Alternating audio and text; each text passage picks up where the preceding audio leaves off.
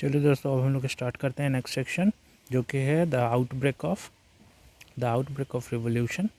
ठीक है, इस सेक्शन में स्पेशली पढ़ना है कि किस तरह से लुईस 16 टैक्सेस को इंक्रीज़ करना चाहता था, लेकिन अकेले नहीं कर सकता था। रीज़न क्या था कि उस टाइम जो सोसाइटी थी, ठीक है, वो ओल्ड रिज्म के बेस पर सोसाइटी थी, और हर एक ओल्ड रिज्म का यानी कि हर एक ई स्टेट का एक ई स्टेट जनरल हुआ करता था, और ई स्टेट जनरल के पास ही ऐसे राइट्स थे कि इस प्रपोज़ल को, जो न्यू टैक्सेस के प्रपोज़ल है, उसको पास कर सके।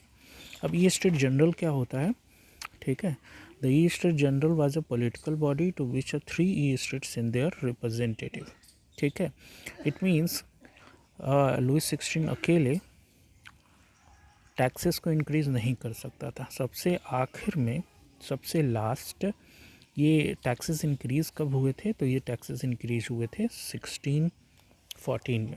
ठीक है, अब 5 मई को ये जब किया गया कि सारी ई स्टेट जनरल की मीटिंग बुलाई गई, तो इसमें क्या हुआ, फर्स्ट और सेकंड ई स्टेट से 300, सेकंड और थर्ड स्टेट से सिर्फ 600 पीपल्स आए थे, और उसके साथ साथ उन्होंने ऑलमोस्ट करीबन 14,000 लेटर्स भी रिप्रेजेंटेटिव के थ्रू लुईस 16 के लिए भेजे गए थे, क्योंकि पीपल्स का बहुत ज़्यादा बिलीव था लुईस 16 पर कि वो टैक्सेस को इंक्रीज़ नहीं करेंगे अगर हमारी प्रॉब्लम को वो समझ जाएंगे तो। लेकिन ऐसा हुआ नहीं।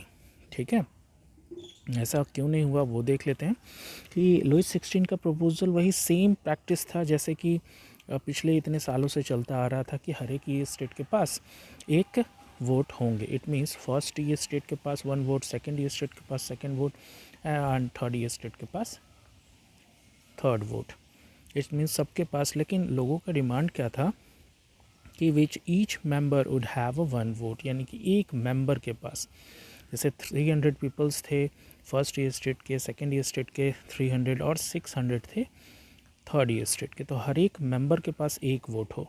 ठीक है, लेकिन राजा ने इसे मानने से इनकार कर दिया, पूरी तरह से इसको रिजेक्ट कर दिया इस प्रपोज़ल को, और थर्ड ये स्टेट वहाँ से वॉकआउट हो गई, और उसने एक न्यू असेंबली फॉर्म कर ली, जिसको आगे चल के नेशनल असेंबली बोला गया।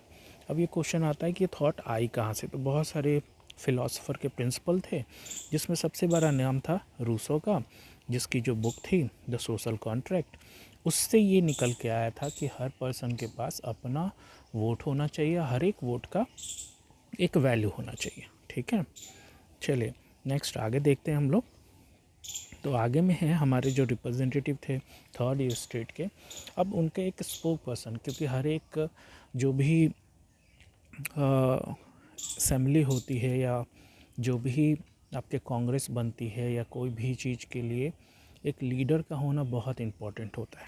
ठीक है, तो यहाँ जो थर्ड ये स्टेट के लीडर थे वो थे मिराबियो और एबेसियस। ठीक है, 20 जून को ये नेशनल असेंबली फॉर्म्ड हुआ था inter tennis court in the ground of Versailles.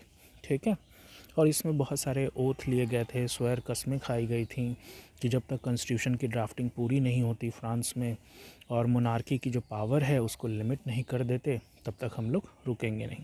ठीक है, अब दोस्तों क्वेश्चन आता है कि मिराबियो कौन थे और एबेसियस कौन थे?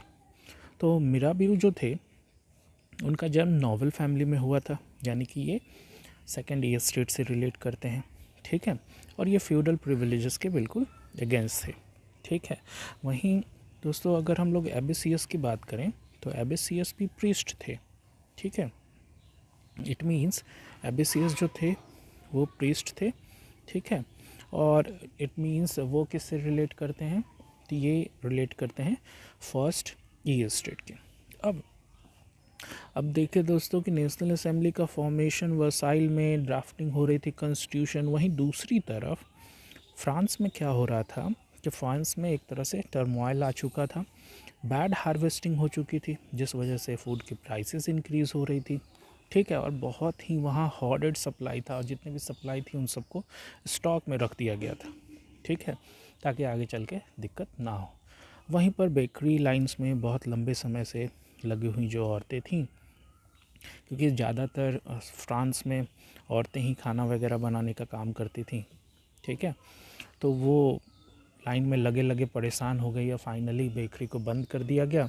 तो वो सब गुस्से में आकर के, ठीक है, चारों तरफ से जो जो शॉप्स वगैरह थे उनको लूटना स्टार्ट की, ठीक है। और उसके बाद जो किंग का ऑर्डर था, troops moves into the Paris, जो हम लोगों ने फर्स्ट सेक्शन में कंप्लीट किया था, उसके वजह से पूरे क्राउड जो था वो एगिटेटेड हो गया था, बस स्टाइल को डिस्ट्रॉय किया, जैसे हमने 14 जुलाई 1789 में देखा था वहाँ, ठीक है। उसी का अगला हिस्सा और क्या हुआ कि ये रूमर विलेज टू विलेज फैलती गई, ठीक है। जो भी मैन्योर यानी कि जो जमींदार थे, उन्होंने क्या किया कि बैंड्स ऑफ ब्रिजेंट्स को बुलाया। बैंड्स ऑफ ब्रिजेंट्स क्या होते हैं, तो ये एक पेशेवर हत्यारे होते हैं, ठीक है। और उन्होंने वो उनके थ्रू जो रिपिन क्रॉप्स था उस सबको डिस्ट्रॉय कर दिया जाएगा, ठीक है। इस तरह से सारे के सारे चीज़ हुए, ठीक है। जितने भी फार्मर्स पीसेंट्स वगैरह थे उनके पास जो भी लगा, ठीक है, चाहे हुई हो, बीच फॉक्स हो, ये सब लेकर के वो सैटोस पर अटैक करने लगे। सैटोस जहाँ पर मैन्योर रहा करते थे, ठीक है। अब जो सैटोस था उसी में सारे तरीके के जो टैक्सेस की रिपोर्ट थी, डॉक्यूमेंट्स थी, वो सारे थे, उन सभी को लूटा गया, जलाया गया, ठीक है। बहुत सारे नॉवेल्स जो हुए वहाँ से दूसरे कंट्री में, नेबरिंग कंट्रीज़ में भाग गए, ठीक है। फाइनली जो था हमारा लुईस 16, उसने इस चीज़ को मेज़र किया कि ये बहुत ज़्यादा प्रॉब्लम क्रिएट होगी, तो नेशनल असेंबली को उसने फाइनली एक्सेप्ट कर लिया। 4 अगस्त 1789 में असेंबली पास हुई, ठीक है, जिसमें सभी feudal system of obligation and taxes को पूरी तरह से अबॉलिश कर दिया गया, ठीक है। टाइस को पूरी तरह से अबॉलिश कर दिया गया, ठीक है। जो लैंड्स ऑन थे चर्च वार कन्फिस्केटेड, ठीक है। और इसका रिज़ल्ट क्या हुआ कि अब फर्स्ट और सेकंड ईस्ट स्टेट से भी टैक्सेस लिया गया, तो जो गवर्नमेंट पर ऑलरेडी टैक्स चल रहा था 2 बिलियन लीवर्स का, वो जल्द ही पूरी तरह से कर्ज से पूरी तरह से ख़त्म कर दिया गया, ठीक है। 2.1 में यहाँ पर है French became a constitutional monarchy. अब इसमें था हमारा नेशनल असेंबली का फॉर्मेशन हो गया 1791 में।